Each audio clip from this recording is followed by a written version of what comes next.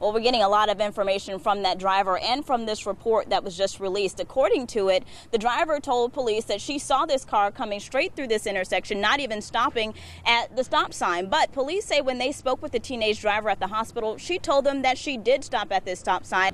Well, Darrell's mother told me she never worried about her son being out riding his bike late at night, even early in the morning, 2 o'clock in the morning when the shooting happened, because she said it's something Darrell Jr. just simply did all the time. Jerry Bass, the most prominent leader of Allied Veterans of the World, worked out a deal with the state that would keep him out of jail. But no matter how attractive that deal may seem, attorney Kelly Mathis says he's not taking one. Jurors in the DeMarquise Elkins murder trial are getting the weekend off. They're not going to be sequestered. The first week wrapped up with a reenactment of video from other suspects facing murder charges in this case.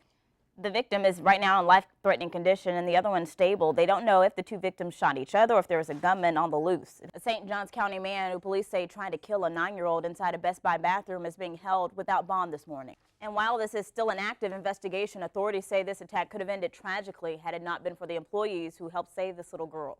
A Best Buy spokesman commended the quick thinking and fast action of those workers. The spokesman also says some of the employees are now working with grief counselors. Well, this week marks a very special anniversary and a turning point in American civil rights history. 50 years ago, Dr. Martin Luther King Jr. gave his famous "I Have a Dream" speech. Thousands showed their support during the March on Washington. Well, now you're looking live at a rally in Washington, D.C. right now this morning commemorating the historic event. Well, joining me now is local civil rights pioneer Alton Yates to talk about what the march meant for the movement for civil rights here in Jacksonville. So thank you so much for joining us. It's a pleasure. So I know you were not there in Washington for this actual speech, but what was it like to hear Dr. King's words as Jacksonville was kind of going through its own civil rights movement right here? Well, it was extremely important. Well, there is an event coming up downtown that's sure to make your mouth water. We're talking about the Jerk Food Festival. You can come now and enjoy a taste of the Caribbean with a wide variety of vendors. There's also going to be arts and crafts for the kids as well as a free live concert. And best of all, this event is all being held to raise money for charity. So joining me now is Ian Walker. He is the event organizer and promoter, and Chef Irie with Irie Caribbean Cafe. Thank you for joining us. Thank you for having us. Let's talk about this event. What is making this just such an exciting event for downtown Jacksonville? Well, Darrell's mother told me she never worried about her son being out riding his bike late at night, even early in the morning, 2 o'clock in the morning when the shooting happened, because she said it's something Darrell Jr. just simply did all the time. Now she's hoping the person who killed him early that morning will end up here in jail instead of staying out on the street. What makes me angry is he's not here, that I got to live my life without my son. Angel Arnold says the days since her son, 18-year-old Darrell Arnold Jr., died have been a blur. He was shot in the head while riding a bike in the early morning of August 14th. Paramedics rushed him to the hospital, but 2 days later, he died.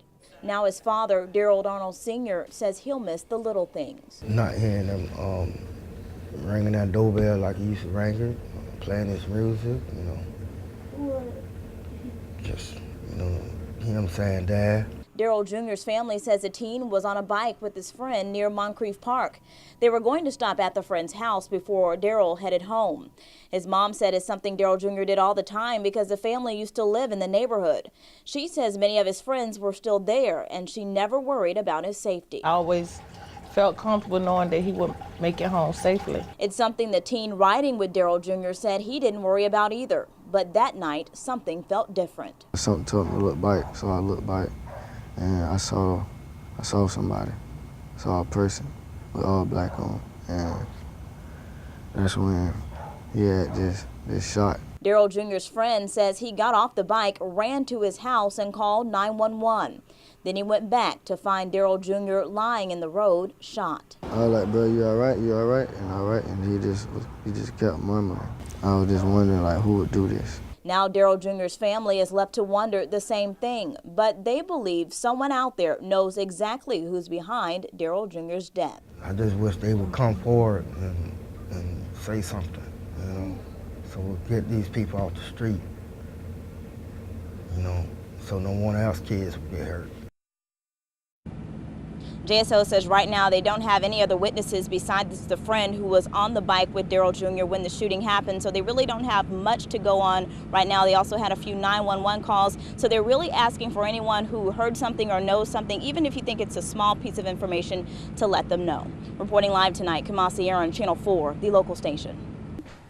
Well, we're getting a lot of information from that driver and from this report that was just released. According to it, the driver told police that she saw this car coming straight through this intersection, not even stopping at the stop sign. But police say when they spoke with the teenage driver at the hospital, she told them that she did stop at this stop sign and she just didn't see the bus. Well, that video taken from the house right across the street did not corroborate that story. And it's video today that she told me is just really hard for her to watch.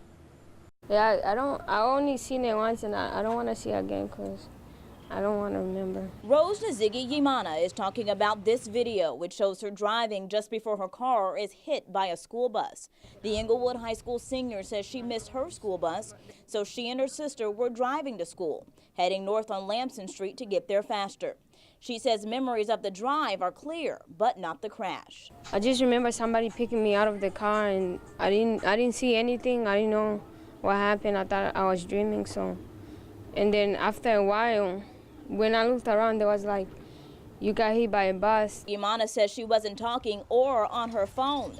She says it was put away. The driver of the school bus, 51-year-old Annette Boyd, told police she saw the teen run the stop sign. While Nzigi-Yimana can't say exactly what happened in the seconds before the crash, she's confident about what will happen after. I won't take the roads that I don't know or familiar with, so I'll just take the ones that I know and try to be aware of the surroundings around me. Our safety analyst Ken Jefferson says that's a lesson parents need to reinforce, especially with teenage drivers. Continue to pound into them the fact that they can't be distracted. They've got to pay attention to the road. They've got to always have their seatbelts on. They've got to be mindful of the other driver above everything else. Neighbors say even the smallest changes could help curb accidents at this intersection. One suggestion they have is making this a four-way stop instead of just a two-way stop, and even moving this stop sign closer to the street. Robert Willis says the biggest issue is speed. So on the top of that list, speed bumps. They go through it 60 miles an hour. And they come this way. You see what happens. If it hadn't been that big school bus, I'd have them in my yard again. But the school bus stopped it. But the kids could have got killed. Now, according to this report, both sisters were wearing seatbelts. As far as the 40 students who were on board the bus, only one of them had a seatbelt on. The driver of the bus, Annette Boyd, is right now still on suspension. Reporting live, Kamasi Aaron, Channel 4, the local station. We miss one that we love today. Our help comes from the Lord, is what David says. And God, today we need some help up in here. A tough and unexpected farewell as family and friends filled Paxson Revival Center Church to say goodbye to Megan Simmons. With music and poetry. I am here in heaven, Mama, with people that I love. When you find yourself missing me, just look into the sky above. Those who loved Megan most remembered her at her best. She was just, in general, a good person. She loved to laugh, and she loved to sing, and she loved to entertain people. She loved to talk. Even those who didn't know Megan that well felt compelled to come pay their respects. I believe everyone needs a legacy, and she was really a cool girl. So I think even if you don't know her, it would still mean a lot to her if you came out here. Megan's funeral comes days after the one for her friend, 13-year-old Jasmine Shelton. The two were together when police say someone shot dozens of bullets into the home during a drive-by shooting. In the 2 weeks since then, police still have not made any arrests. The pastor here at Paxson Revival Center Church says this is the 9th young person they've memorialized here in as many weeks. And he says many of them, like Megan, have been victims of violent crime. You know, the community wants the justice as much as that you want the justice. And we will get justice. Pastor Steve Dobbs says it's the church's role to help hurting families. He's opened his doors to the families of 8-year-old Cherish Periwinkle, who was abducted and killed, the Bohannon brothers, who were shot and killed on the west side, 20-year-old Shelby Farah, who was shot and killed in a robbery at Metro PCS, and Megan's friend Jasmine Shelton. Now, as he presides over the latest ceremony, he hopes it brings Megan's family comfort. We know where she is because that she's not going to be in a hole somewhere, but that she's already in heaven and she's already up there with her best friend Jasmine. Remembering Megan and saying goodbye while waiting for justice. Kamasi Aaron, Channel 4, the local station. Jerry Bass, the most prominent leader of Allied Veterans of the World, worked out a deal with the state that would keep him out of jail. But no matter how attractive that deal may seem, attorney Kelly Mathis says he's not taking one. No contest.